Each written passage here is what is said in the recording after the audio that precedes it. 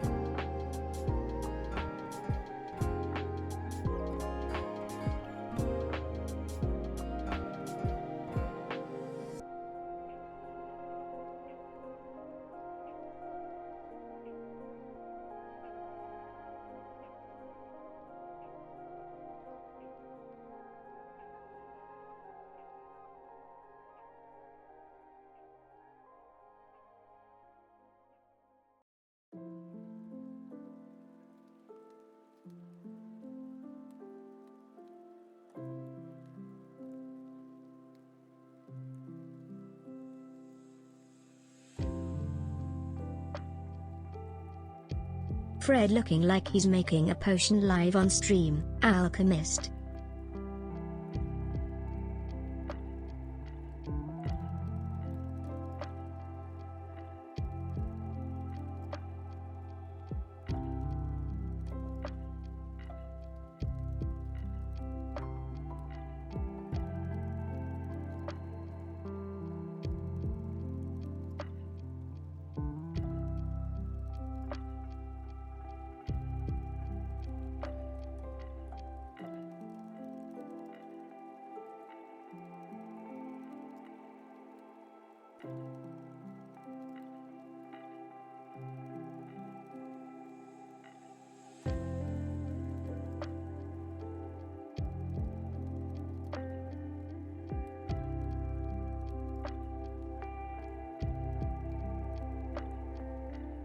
Matcha seller, I am going into stream, and I require your strongest matcha.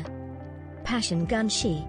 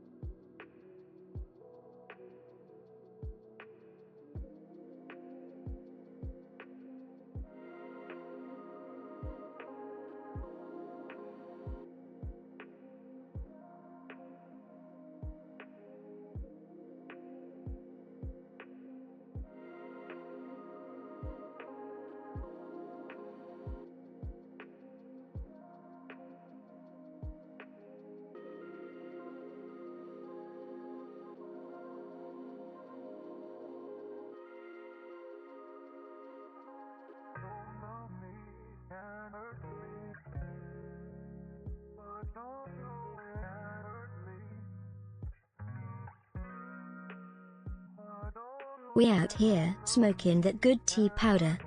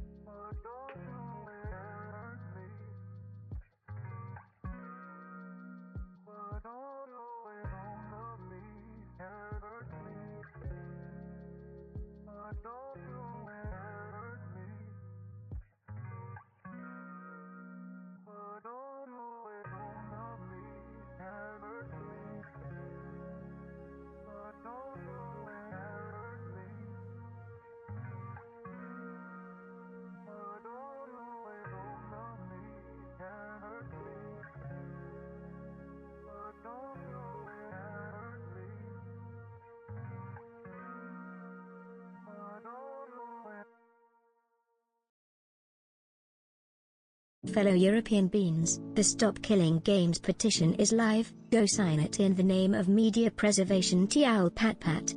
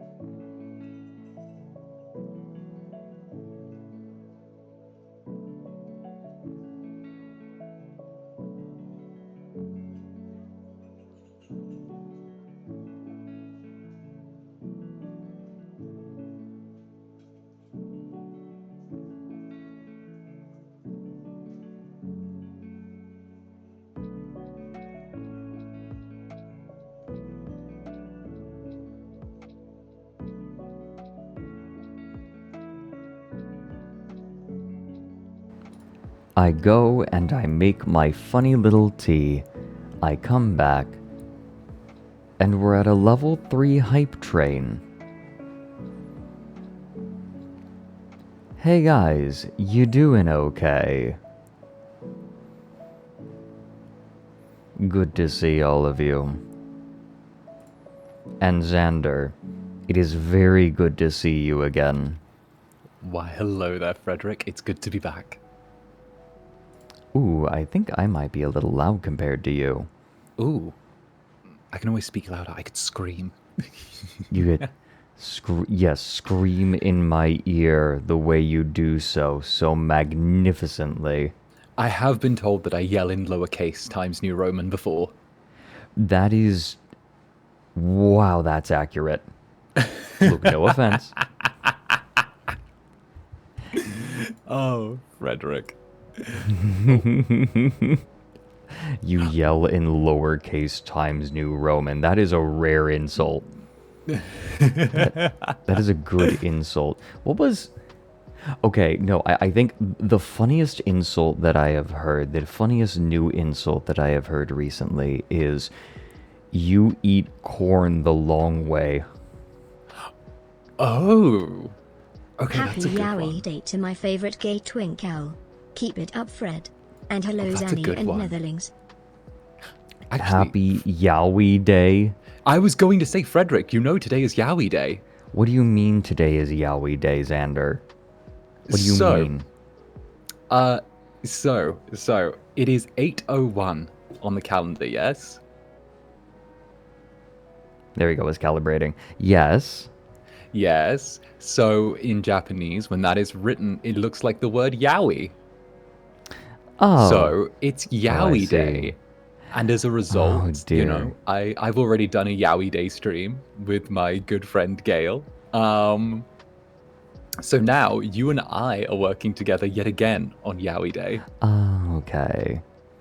Okay. We're fulfilling the prophecy. Chat, I've never heard of this. God. Owlets, have you heard of this? Everyone seems very excited about it. Yes. I didn't know. I didn't prep anything. Hey. You brought me here. That's Yowie Day okay, enough. yeah. Did you know? Did you know? Oh, Jordan Joel. Thanks for the raid. Welcome in. I mean, is that it? I plead the fifth. Did it when? So I remember. You said, okay, let's do Thursday, and then actually wait Friday, and then you retracted and said, no, Thursday. Was Thursday, did you choose Thursday because you knew it was Yowie Day?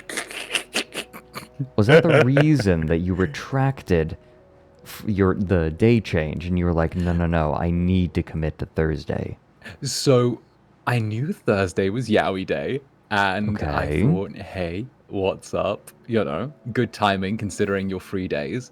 And then I thought I was going to have to move it because I thought that I had something that clashed, and I was like, wait, Friday? Oh no. And then when it turned out the Friday, the thing wasn't going to clash, I was like, yeah, no, Thursday.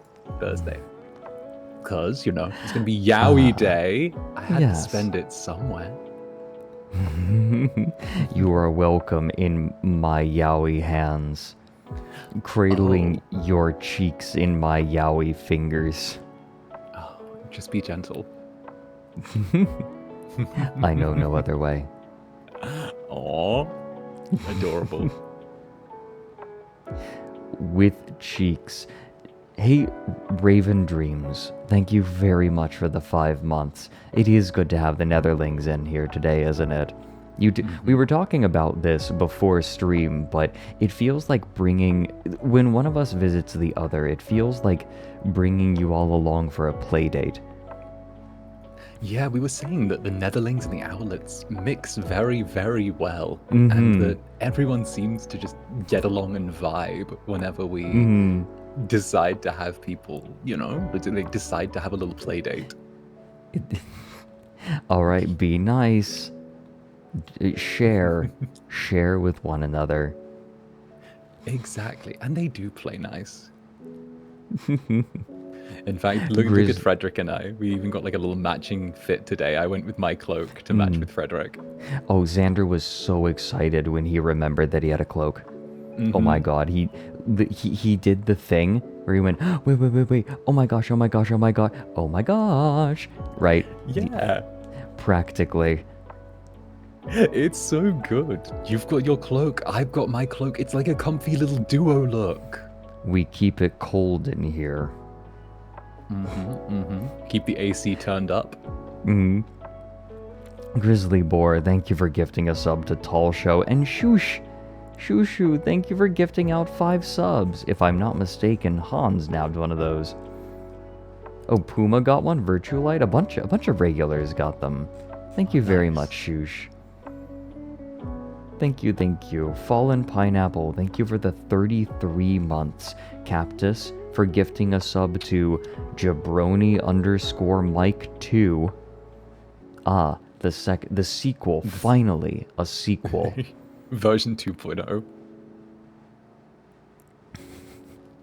And Green Panda Mitch for the 7 months. Nested Dreams for the 28. And yeah, the Stop Killing Games petition is up for the European Union. That's something that Accursed Farms is putting together. The person who did Freeman's Mind, if you're familiar. I'm not familiar. What is the Stop Killing Games petition? Well, Accursed Farms, the dude who is behind Ross's Game Room as well as Freeman's Mind, he is sick of seeing game publishers pull access to their games, especially single-player games, effectively making them like illegal media to access. the DRM has gotten very aggressive for AAA games. So now to play a single player game, you have to connect to the internet and to a centralized server. And once they decide not to maintain that centralized server anymore, guess you don't get to play the game that you paid $60 or $70 for anymore. That's actually a really good time as well, because I believe Microsoft shut down their original Xbox 360 servers and store. They did. Like a few days ago. Yes, it is gone. God bless the people doing game preservation. Not piracy, game preservation. Oh no, it's for the sake of preserving it. Definitely. Okay, but actually it kind of is for actual real. For real, like I would rather just I know there are certain sites that specialize in old games from my childhood that aren't available anymore. Yeah. I think one game, I feel like the Owlets may know this because they're a nerdy little bunch, but Right, yes, very much so. I feel like one of the games that I loved when I was younger was called Starlancer. Starlancer, let me see. Yeah, it's not available anymore, and you cannot find it anywhere for the life of you. But oh wow, there are some it was a successor to Freelancer, one of the first ever like three-dimensional game. Yeah. Yes, I learned a little bit about Freelancer when I was learning about Star Citizen. Yeah, it's the successor to Freelancer. So it's really interesting to...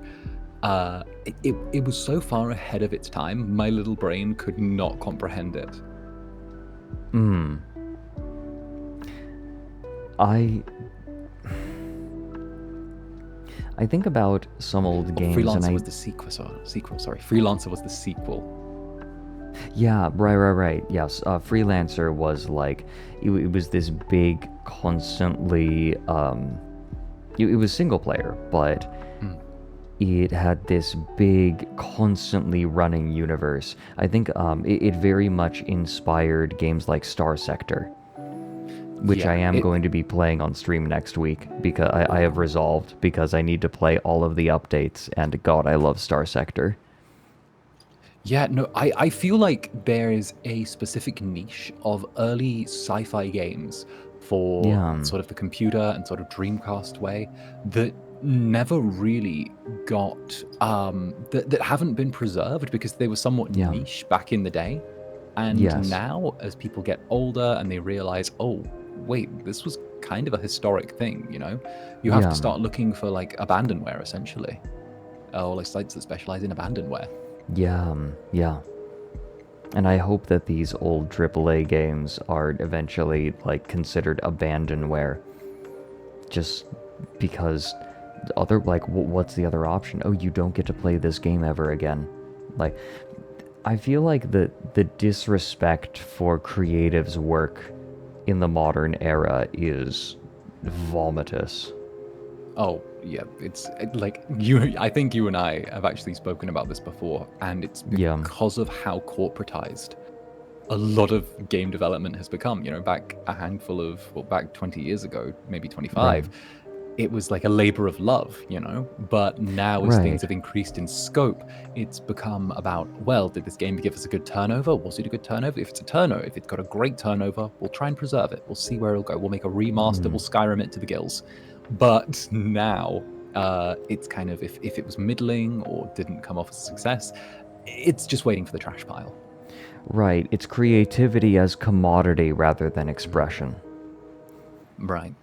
And it's crazy to think that in the space of about 25 years, we've gone from people making video games out of their garages with small teams, hoping that, you know, maybe this will break even, to a multi-billion-dollar industry. So anyways, we do not promote breaking the law here. Do not be a good citizen, everyone. Yeah. It is not the stated position of ASTRALINE that piracy is a social good. Indeed. It is not the position of ASTRALINE. This is a representative statement of ASTRALINE.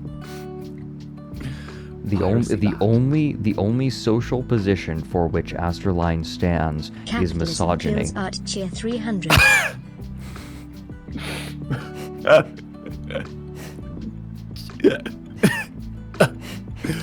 Okay, you got me with that one. Okay, you got me Did with you that one. breathe in your drink? A little bit. Just a little bit. Are you okay? Are you okay?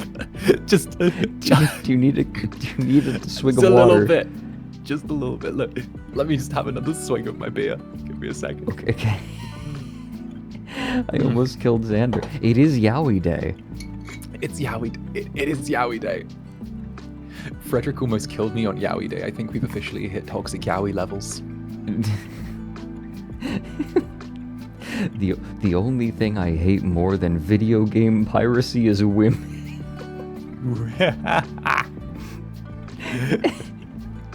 Okay, like I joke about this all the time, right? Like, to be clear, I'm not a misogynist. For those of you hopeful incels in the audience, no, I'm afraid I'm not actually a misogynist. However, okay, no, there is no however. What was my point?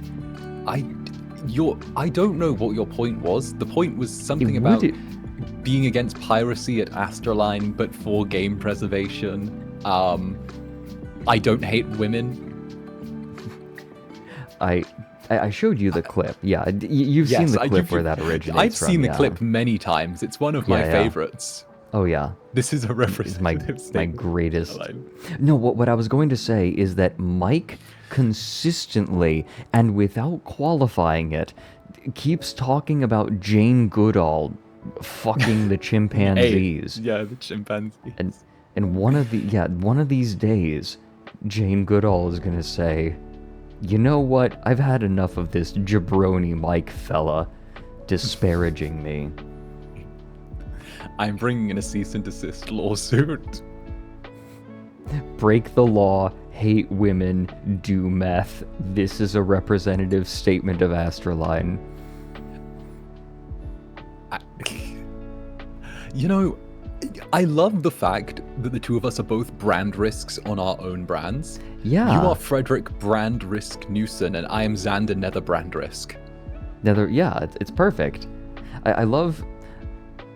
Part of the nice thing about just having my name as my handle is I can shove any descriptions in there, like, I am Fredrik Fat Brandrisk Nuts Knutson.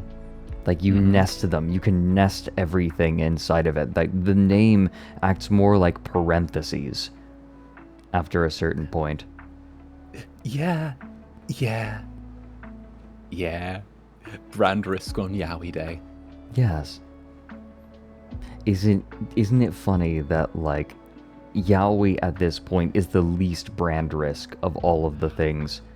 Oh, how times have changed. It is.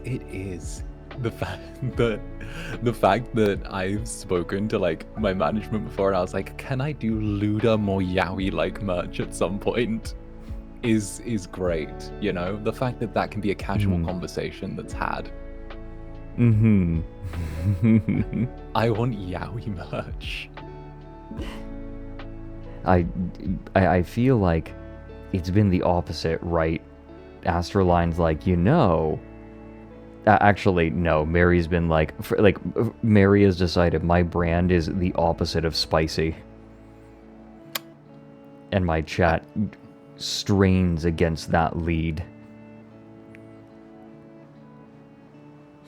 Yeah.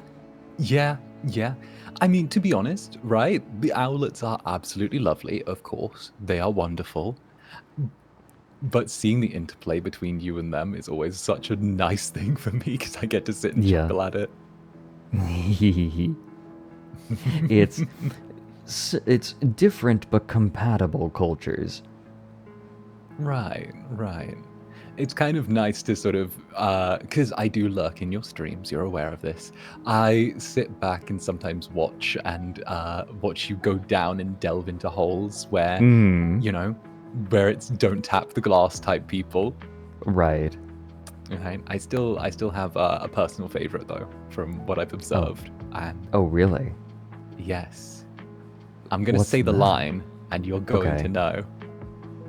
Clear to go away. Clear to go away. We need to do the stream on that because I need to know. Clear disappear. Clear disappear. Clear disappear. It's God. I sat there and watched that, and I was like, this is great content. Look at this man wave his hand at the sky. He's having such a good time. He's enjoying himself. And you know, I'm glad for him. Yeah, do not interrupt someone in enjoying themselves. I read a story about that recently. Were you there for me reading the reading that story that I wrote? No, I don't think so.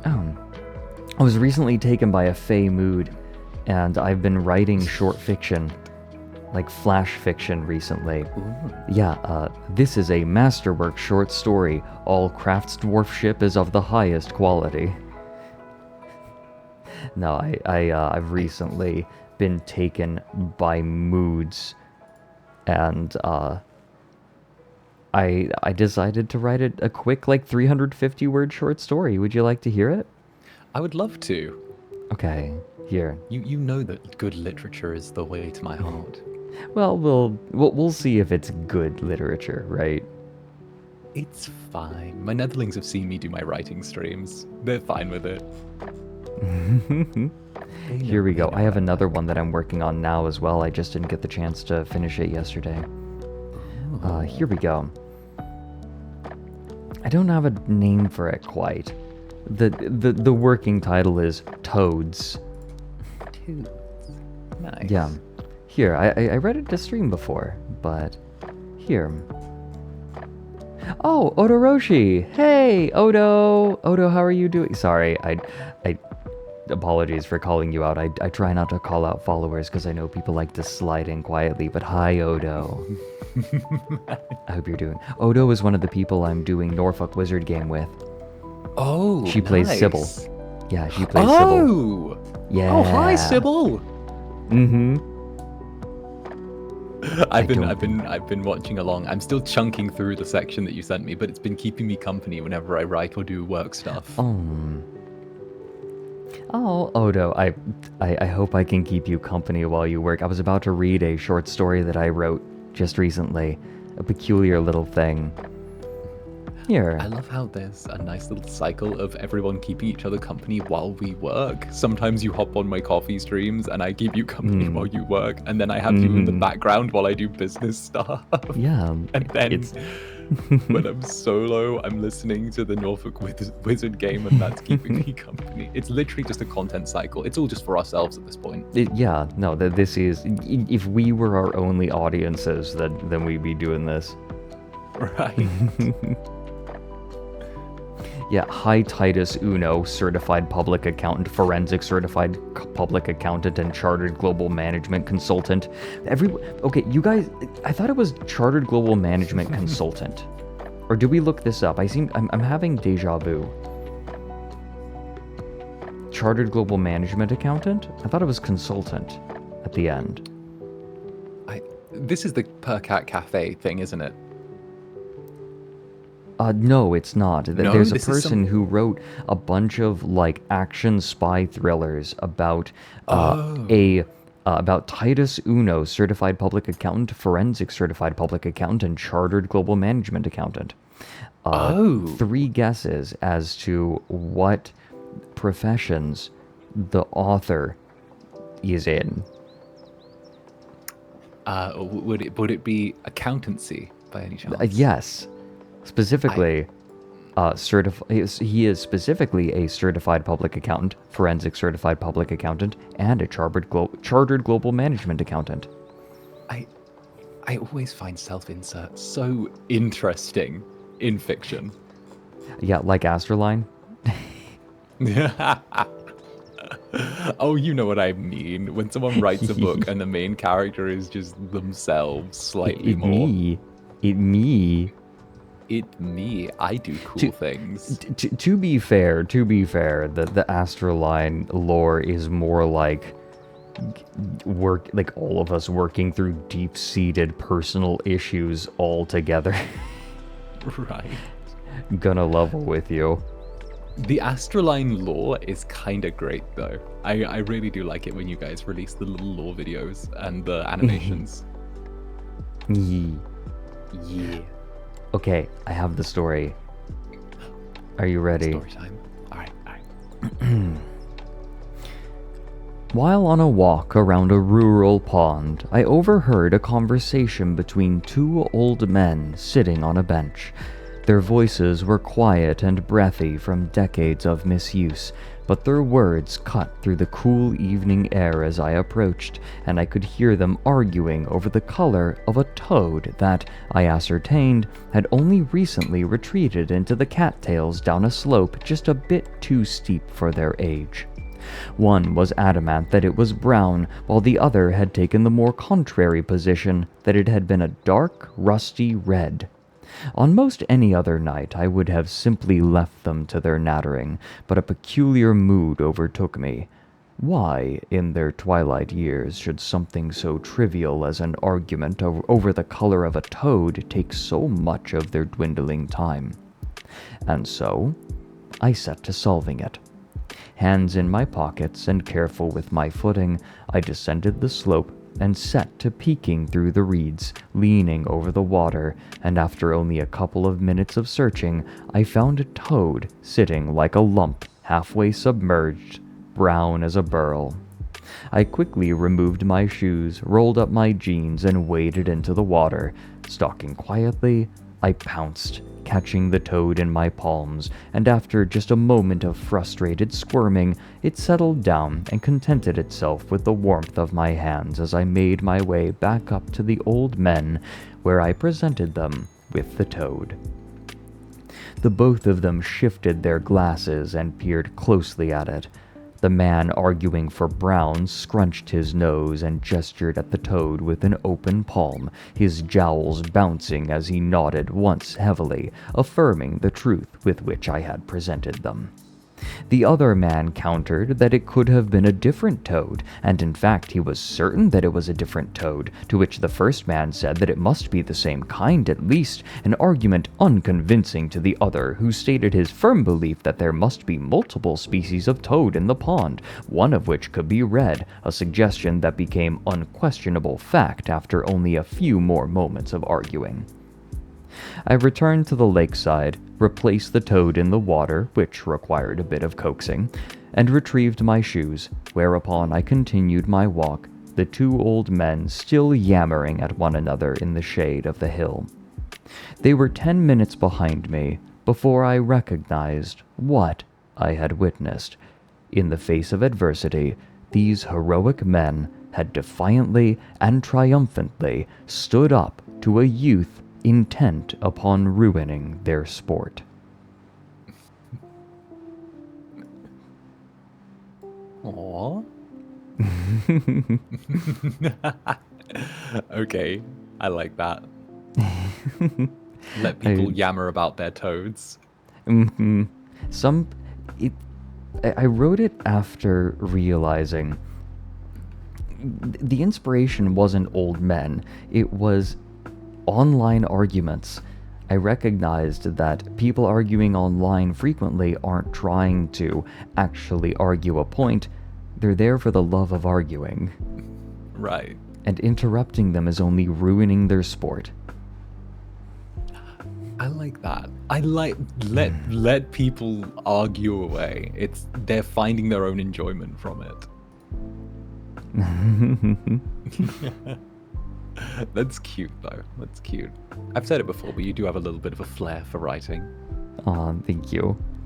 I feel like I'm only just now finding my footing in, like, writing fiction. I write nonfiction well. I'm quite confident with my scripts for Down the Rabbit Hole. I'm confident that they're good. Right. But I mean, my fiction, I've always... I mean, you should be. That, like, you've done an amazing job with Down the Rabbit Hole over the years. Aw, thank you. keep writing. Okay, I have another story I'm writing right now that is different. Very different. Mm-hmm. I'm being told that there is a clip that I must see. Okay, Ooh, okay. ooh. Okay, Ooh, guys. Emmy, what do you have for us? Okay, what is being shared here? Let's see this. Oh, it's a clip from my stream. Alfie and I were playing Age of Empires yesterday. Ooh, classic. Age of Empires 2 from the looks of it? Yes. Definitive edition. Ah, okay, that makes sense. What is this? Oops. Breaking news. Bear chases twink in the forest. Oh my god. I Bear chases twink in the forest. In the forest. Does life Great. imitate art or does art imitate life? I'm going to scream. I'm going to scream. I'm going to The scream. children one was made for sex. Thanks for the 14 months, Hamster Zerg. Oh, Noel Pretzel comes in and says, "The homosexuals in my computer are back. I'm so glad." Aw. Look at that. I love that. Great. It's like the little people that live in the TV. It's the homosexuals Right. on the computer. Yeah. The computer gaze.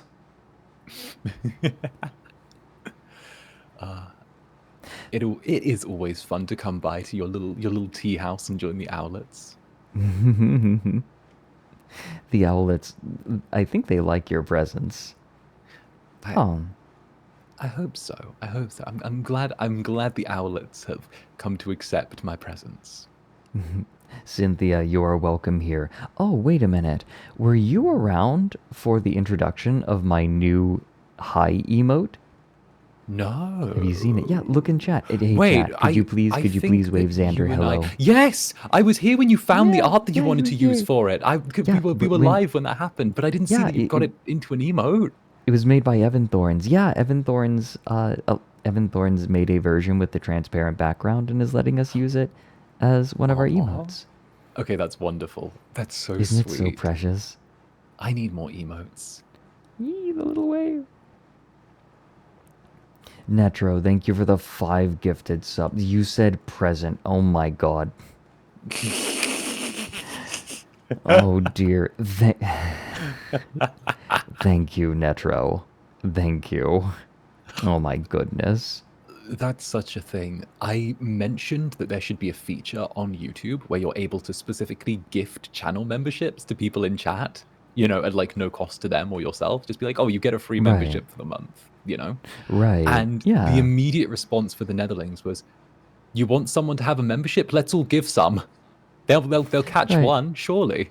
I'm like, that's not what I meant. That's not what I meant.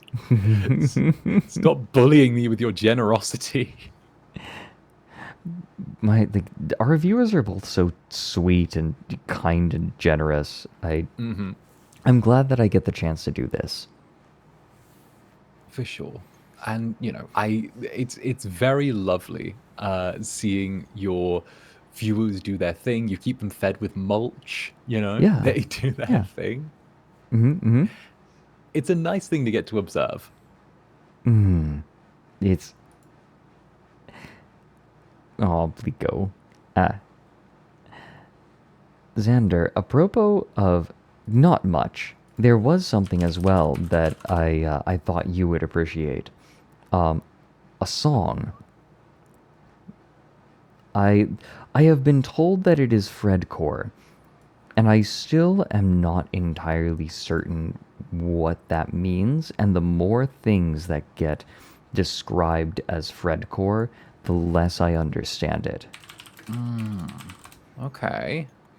Have you heard Harpy Hair? I have not heard Harpy Hair. Okay, here. Look at What this. is this? Let's see some Fredcore. Yeah, this is apparently Fredcore. This has been stuck in my head for over a week. And I'm slightly losing my mind. Full agree this is Fredcore. Yeah, Odo. Here, Zander, you tell me what you think. All right, I'm here. My ear is tuned.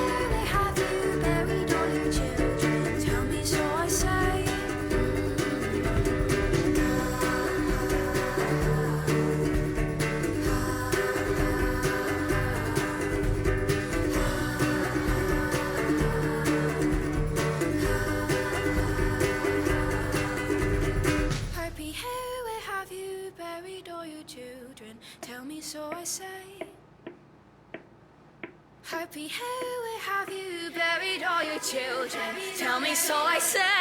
Tell me so I say.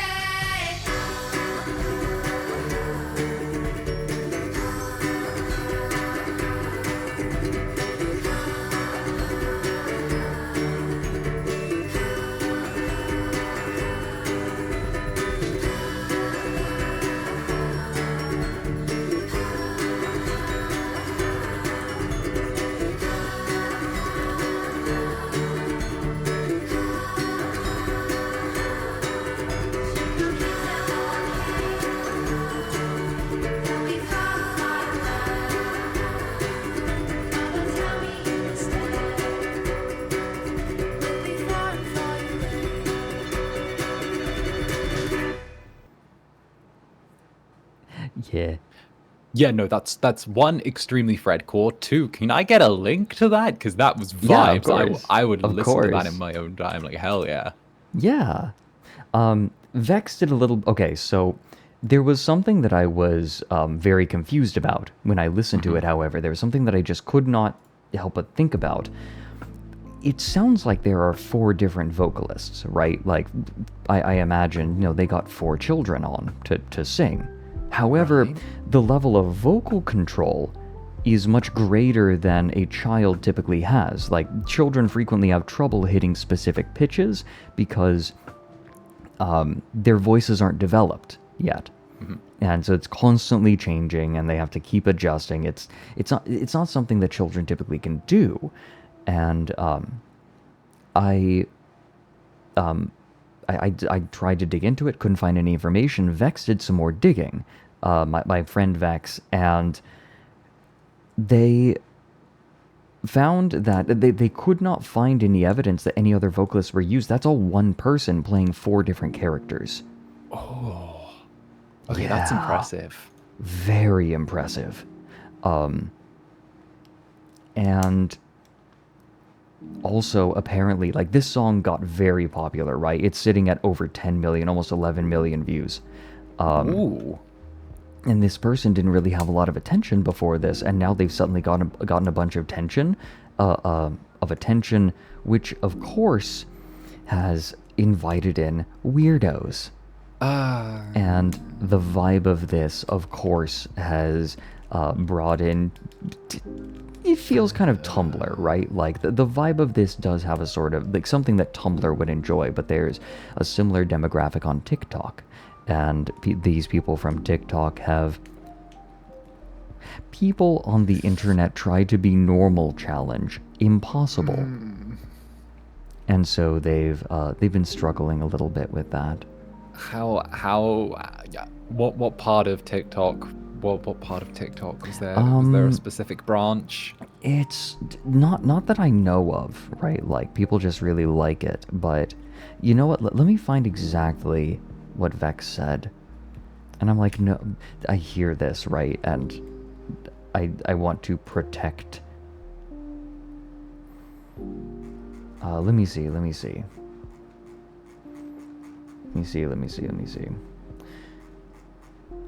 Here we go.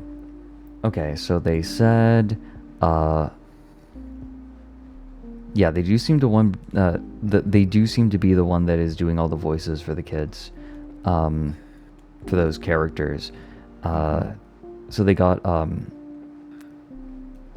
they removed some videos and some of their old Tumblr stuff after getting their surge in popularity, and a lot of misinformation spread about their characters. And so they decided to pull back and be more focused and less casual.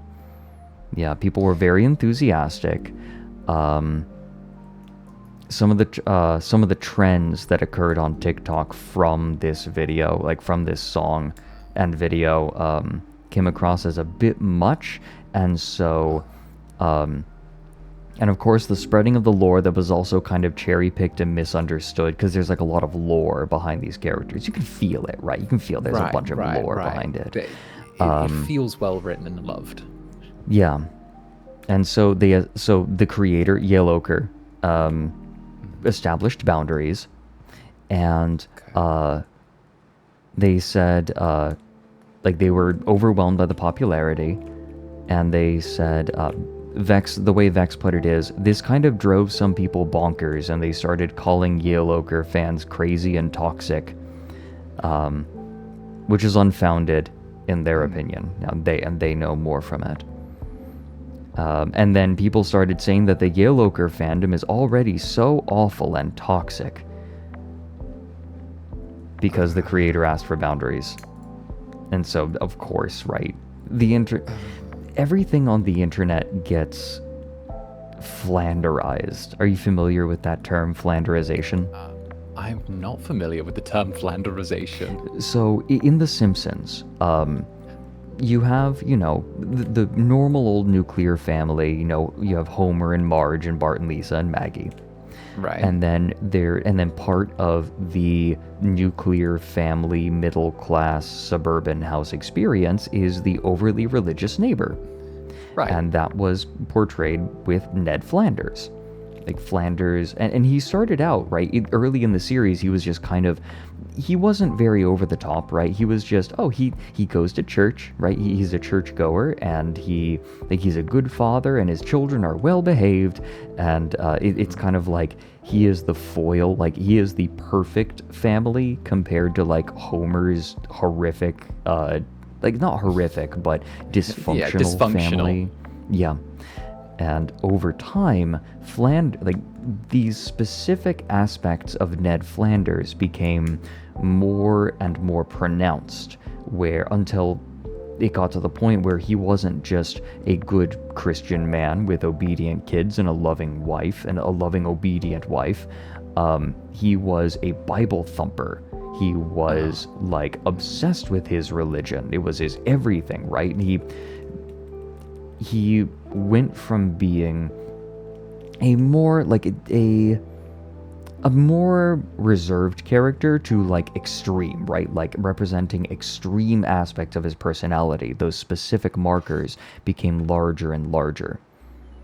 I'm sure that there are lots of examples that chat can come up with. Right. It's a shame that has happened with someone. It I know personally that when things grow very quickly, it becomes very difficult for the creator to keep their sense of identity and boundaries with all of the attention that's put on, because you're, as a creative, if you've made something that's done well, you're encouraged to go with the flow. I don't want to sabotage my own success by getting in the way of what could be the reason for it. Right. But when it comes to stuff like that, it's so difficult to turn around and say to the people who are being supportive of you, hey, no, don't do that. Right. And it's not like she has control, right? Like, she didn't have very much, like, Yellowkers, they had never had any sort of following, but this is something that I feel like is relatively new to TikTok. Ideas and trends can easily, and are designed to escape their creators. So they become social movements and patterns rather than anything that is created by the creator. Right. It's difficult as well when certain aspects and sort of, I want to say, I hate using the word fandoms because fandoms feels too generalizing, but I'm going to use it anyway because there is no kind of word for what if you get it, you'll understand. But when certain fandoms get their teeth into certain pieces of media or content or creators, it becomes more difficult for the creatives who might not even be a part of that fandom, that group, to kind of separate themselves from it. Yeah. Because once it's been latched onto, it becomes almost like with kind of the worst parts of the internet, or kind of the slightly worse or more extreme parts. It almost becomes like an infection within the source, the group who appreciate the source material. Yeah, certain pieces of media have been infected in this way. Where they changed specifically due to the attention that was attracted to them. My immediate thought is Supernatural. From what I've heard, I've never watched Supernatural, but I understand that Super Hulock. Oh yeah, I think, just threw me back with that. Super Hulock. But yes, do go on. I think that, like, not all shows were affected by this. Like, not all media. Most media has not been affected by this. But I will say, I am glad that there is not really a down the rabbit hole fandom. Right. I think that's because of the fact that I think it's harder for fandoms to go that way when the work is something that is like, I don't want to say depersonalized. No, but I think that's correct. Yeah. Depersonalized. It's something where no one looks at a down the rabbit hole video, and goes, damn, that's so me. Or if they do, then, there's if they do, then they need to speak to someone about it, I don't look at your Wings of Redemption or Chris Chan down the rabbit hole and go, damn, that's so me. Right. Yeah, people don't watch Nova and go, that's so me, except me. Except me. Right. Damn, that's so me. Oh, by the way, hey guys, after stream, Zander and I have plans. I Fredrik's had some taking good me news out for this Yowie morning. Day. I am for to celebrate Yowie Day. I am taking Zander out on a ride. I'm picking Zander up in my Bugatti, and by Bugatti I mean Silverhand tank.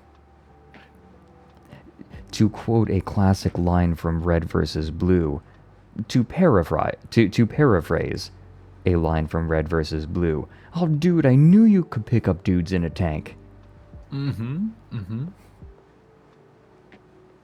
Teehee. But yeah, no, we're hopping on Foxhole. Yeah, it originally was going to be a Devitt, which is a cute little tank with a nice cannon on top, but instead I'm gonna get to give Zander the power fantasy treatment. I, I've decided I'm not just picking up Zander in a tank. I'm giving him the big 68 mm front-mounted gun. I'm giving him the big one. He's I think taking he'll me for the handle ride of a it. lifetime. I'm going to give you the big cannon, Zander. Oh, The Fredrik. big one. Oh, Fredrik. You do know how to treat a boy. Everywhere is queued right now. Ah, damn. That's okay.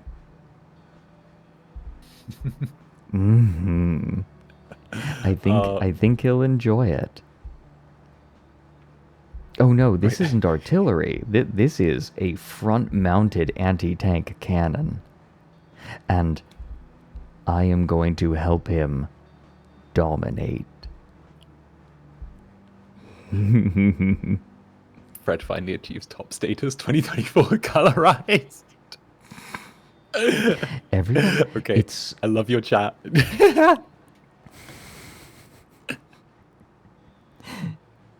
It is so funny how everyone here thinks that I'm a sub.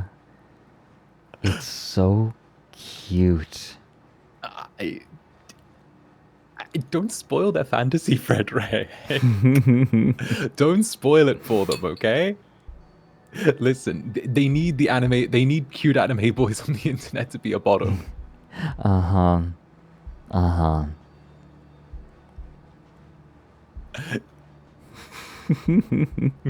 But for real, I'm messaging my brother to see if he will be able to get on and be our tank pilot.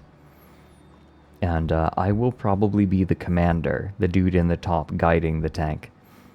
And then you will have the main 68mm cannon, and then we'll have another person for the 40mm cannon, which has a 360-degree rotation.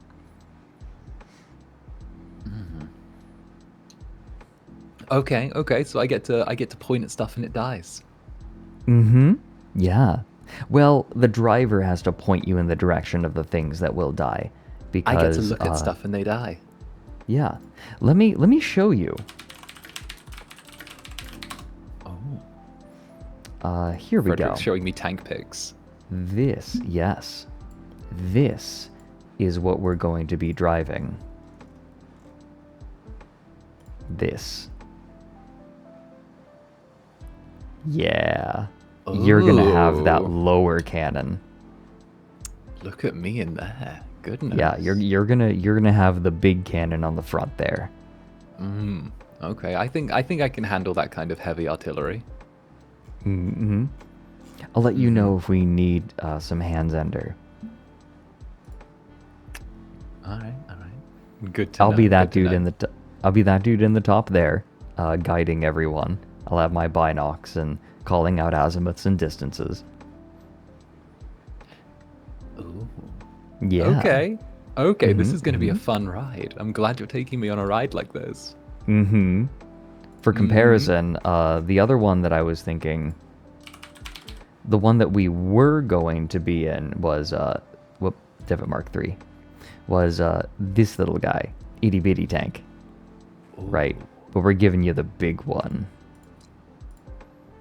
We're putting you in the big one. Oh, you're moving me straight onto the big options. Yeah, this is one of the largest tanks in the game. Probably the third largest. Third largest tank in the game. Yeah. The only tanks that are larger and meaner are the ones that the ones you have to make like special made and can't even be stored in stockpiles. They have to be like stored out in the open. Yeah. Okay. So this is the biggest option that a casual player will get to use. I see. Are you thinking of graduating from casual player, Fredrik? Maybe. Maybe. I just noticed how you Wait. said casual player, and I could hear the temptation there. And Ender, I'm talking about the category of tank. Yes. Like assault tanks are like the only things larger than assault tanks are battle tanks and super heavies. And both of those need to be made in facilities.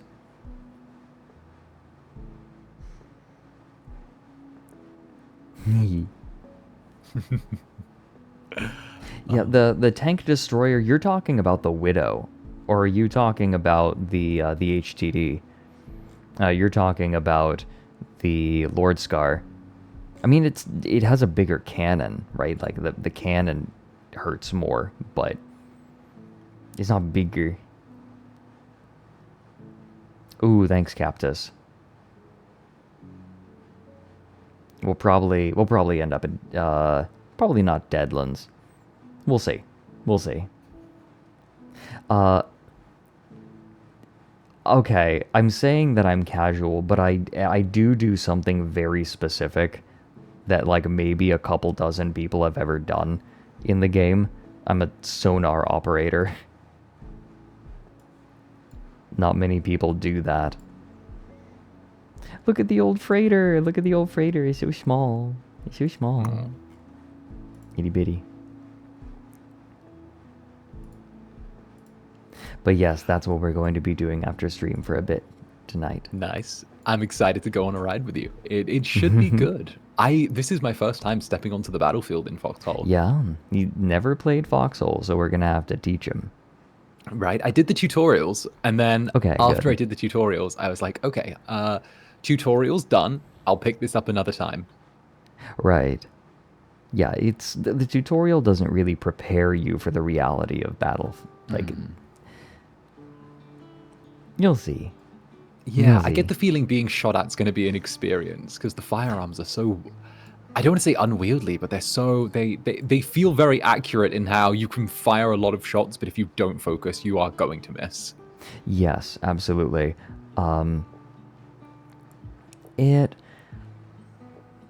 Foxhole, the first time you end up on a battlefield, it is very chaotic. There are a lot of sounds, a lot of explosions, a lot of people running around, and staying focused in all of that chaos. And oh yeah, the thing that makes it really scary is that none of those sound effects, none of those sounds are like ambience. They're all actually players doing things. None of it is faked. So if you hear a shell from a storm cannon's firing. Okay. Hey JT, I like that. JT, Father Fred, I brought you bread. That's a bean. That is a bean. That is a bean, JT. I appreciate the bean. Thank you for your beans, JT. It's good to see you. I hope you're well.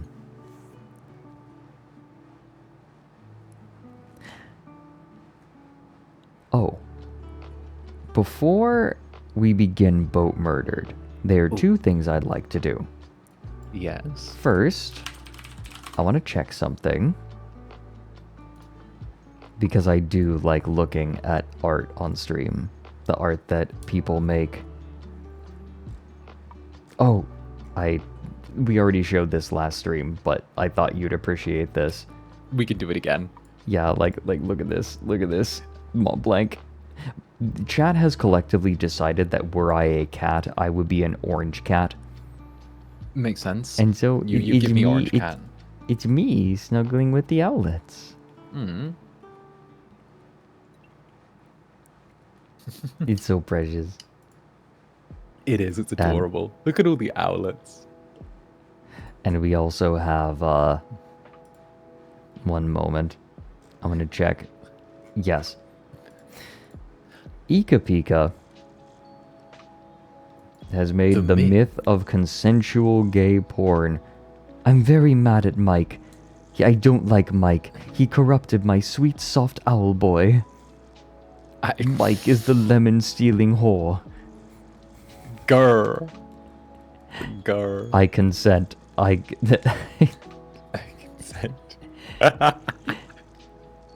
Mary shows up in the wildest of places.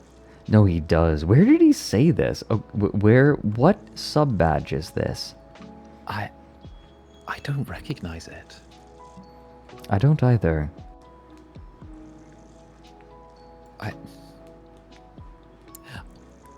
I had him turn up in my chat on Saturday for like my little re-debut thing, and he literally just popped out of nowhere and was just like, "Hello, Zander," and I was like, "Oh, out of nowhere, Hello, a Mary Zander. appears." It's Joel's chat. Oh. Oh, Porcelain maid. right. Okay. He popped up on Mike's gay porn stream with Joel. Ah, I see. Oh, I saw that stream on Twitch, or not Twitch, on Twitter. I saw someone post about it there.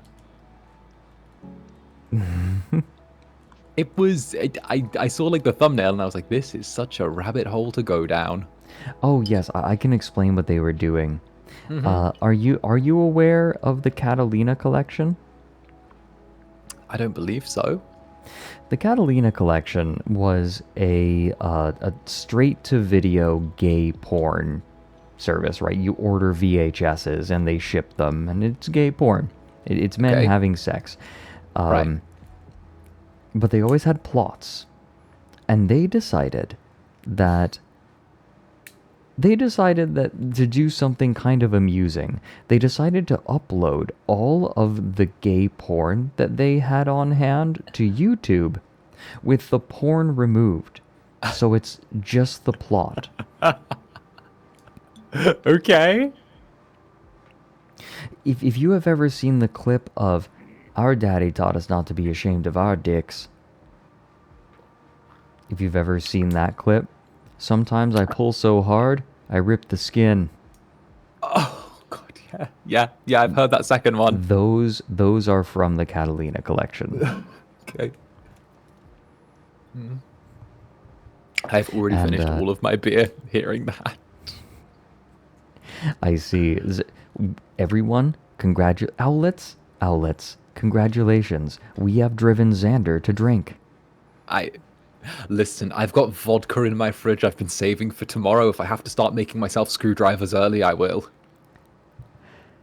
Valid. Pre-drinking. Why? Pre-drinking like 18 hours before. Exactly. I'm preparing myself for my drinking stream tomorrow.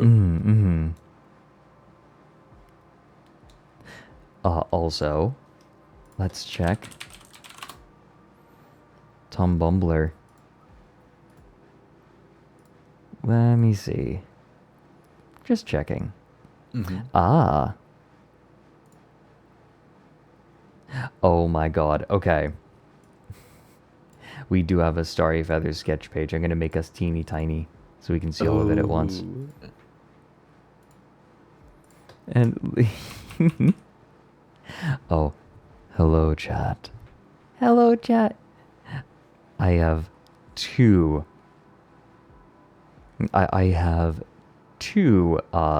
approaches to stream. Hello chat. And hi.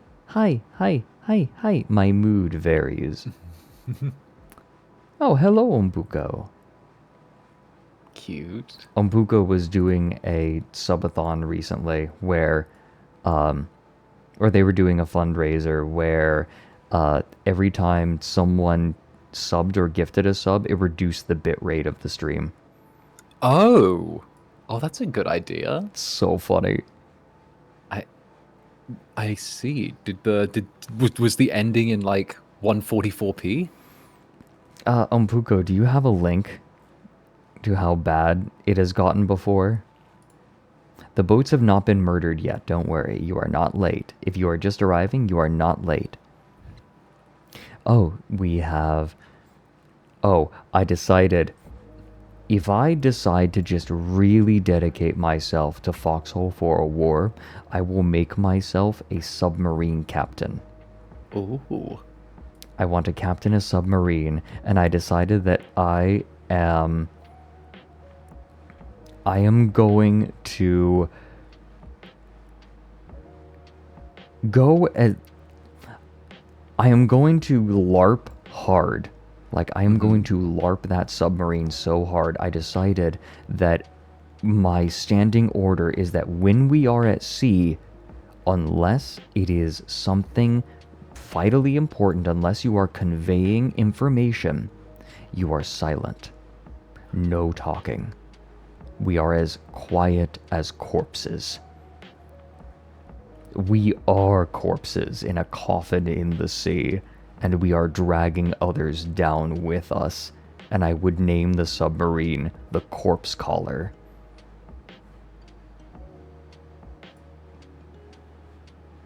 Okay, that is... I like it. Very dystopian. It's still LARP. Yeah, it is still LARP. Yeah. No, we would totally... I would serious face it. There is no chatter aboard my ship.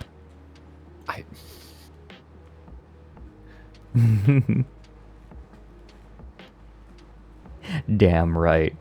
However, that is kind of in service of something that annoys me. People chattering when there needs to be focus and everyone needs to be coordinating. That really annoys me in games. They just shut the fuck up.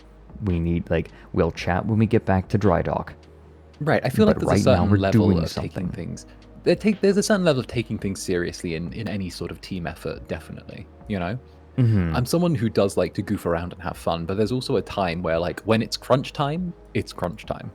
And Foxhole is a game of resources, fundamentally. And it is, yeah. Goofing around is how you lose resources permanently.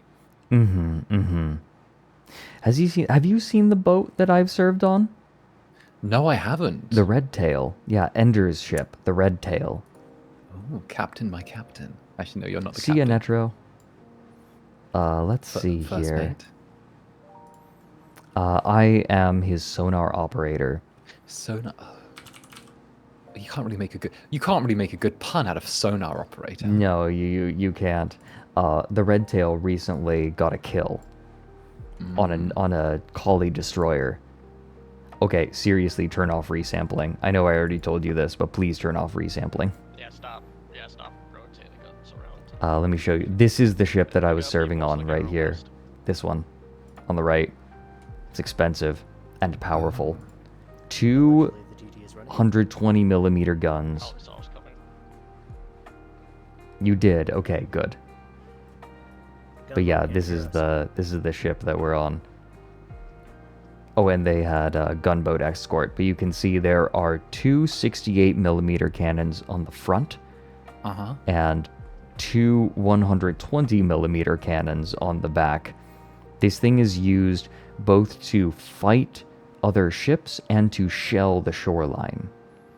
Okay. And it also has a sonar that can detect submarines and anything else in the water. But yeah, this is what we do here. I'll show you what it looks like in combat. There's the collie destroyer. Both engines reverse. Oh. Get people up there. Start hammering. Yeah. This is what I've been serving on. Both guns off the left side. Minimum distance. Oh, am I getting both? I need both engines reversed. Yeah. That was a very ill-advised broadside on their part. Alright. Minimum distance. Azimuth 150. Love that fucking hammer, bitch. Yeah, they're hammering it. He's flooding hard. Alright, water's clear. Azimuth 180. Remember, boys, let them load. Hee. They're not firing. It's sinking. Yeah, they're not firing. By 1 tick. Oh, one of them is firing. I wonder why they're firing. Yeah. They're firing at the shore. Give me your left That's weird. Reverse. Increase azimuth by 1 tick. Left engine reversed. Oh. Wait for it. You can see them bailing. Dead. Nope. Dead. Fucking dead. DD's dead. fucking dead. Dead. Fucking dead. That's a pretty, to be clear, destroyers like that and frigates are a significant investment. Big investment. I can imagine so. It is a thrill knowing that what you're fighting with is like an investment. It adds context to the battle. Okay, we have a clip, by the way, from Ompuko of their bit rate reduced stream. Oh, I had a quick peek. Look at that.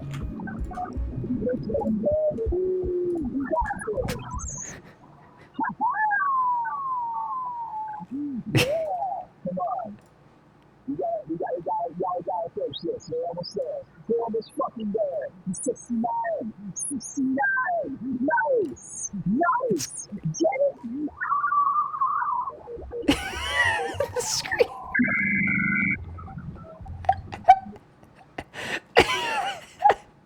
That's incredible. I love that. It's like TV interference in the 1930s. Like, what is that?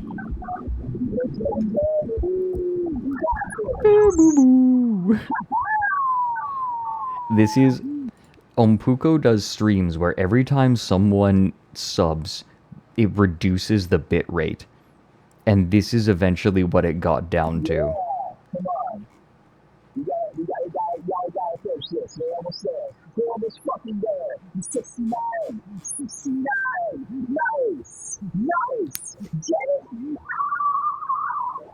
The scream.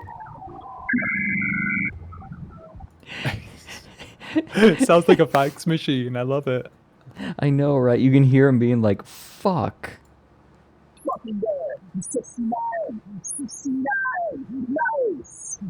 Nice. Nice.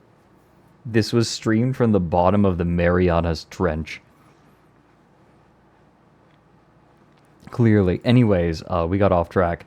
Starry Feather sketch page. Oh, there's the toad. He's the toad. Yeah. We found the toad. Aww. I love the bam punch on the owlet. Oh, not the owlet's the raccoon, sorry. Oh yeah, that's last stream. Let me explain. So yeah, explain why you're punching an animal. So that's not me. That is Juniper Actius. See, I named one of my dwarven children in my dwarf fortress after Junie. And everyone was really annoyed because I had people going out and collecting fruit and berries to ferment into drink. And they got caught in the rain. So everyone's pissed off right now.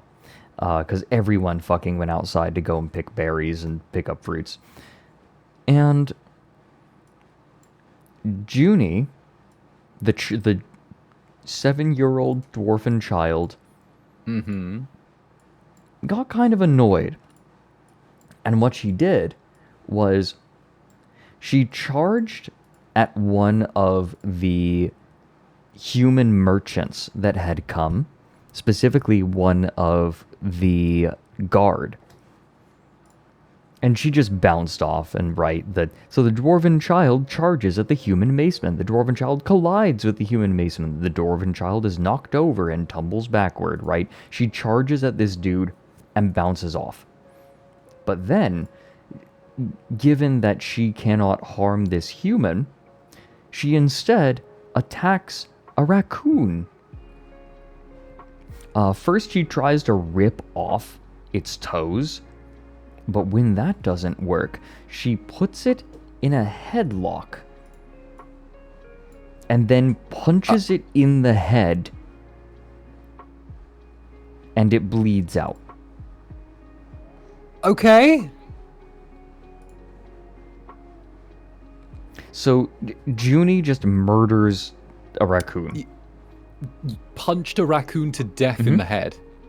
And everyone else gets pissed off as well and starts just murdering raccoons, which is going on the top right.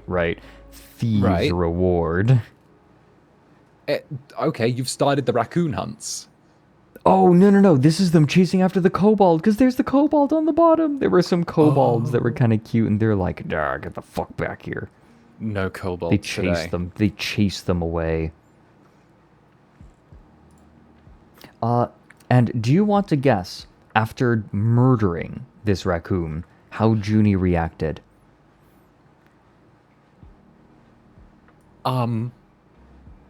Joyfully? No, it's even more terrifying.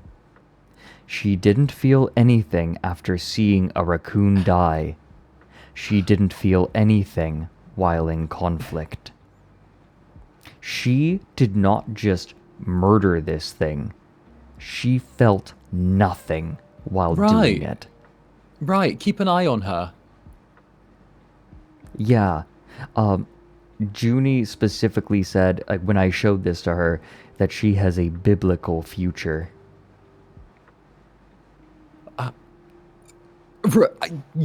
Yeah, I can buy into that. Keep an eye on her. We decided that she's like Samson. Also, by the way, a sheep started following a character, started following a dwarf I named Whiskey Dingo, and so I named the sheep Goob, and of course, we sheared Goob, so now we have Goob wool. Aww. We have Goob wool. Nice. Look at him. Oh my god. Okay, I'm gonna send this. I'm gonna send this to Wiki. Let me show. Goob walk. Yeah, anyone got the Goob walks?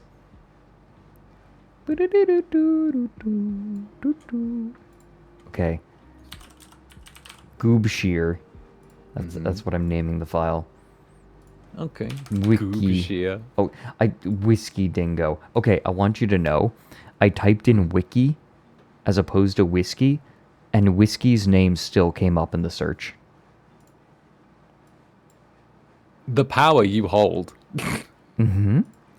The power you hold. Yeah, phenomenal. Love that. Love that. Phenomenal. The Goob I just walk. like the goob wool. Goob walk. Goob walk. I like the goob walk. It's Goob. It's Goob. Yeah, the goob. I like goob. Yeah, Goob. Boss. Goob. Boss. Boss. Hey, boss. Thank you, Starry Feathers. We got set off on another tangent because of it. Thank you.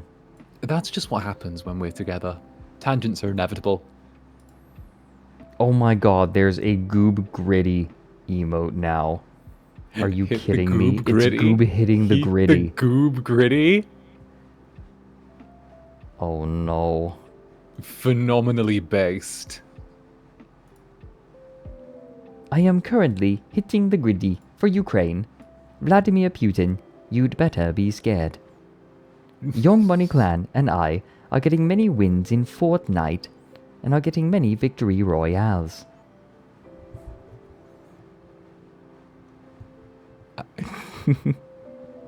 The heck? I swear to God I'm not just making it up. Hold on. You know, sometimes I'm amazed at what you're able to find, Fredrik, simply because of the fact that I would not even know where to begin to look. Yeah. Here we go. I've got it. I am currently hitting the griddy for Ukraine. Vladimir Putin, you better be scared. Young Money Clan and I. We are getting wins for Ukraine in Fortnite and getting many victory royale.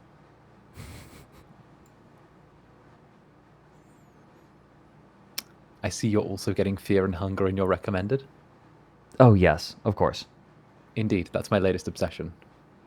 Oh yeah. Everyone I seems approve. to there's not really video for it. Not really. I'm also getting recommended It's Time to Take a Shit on the Company's Dime. Sure.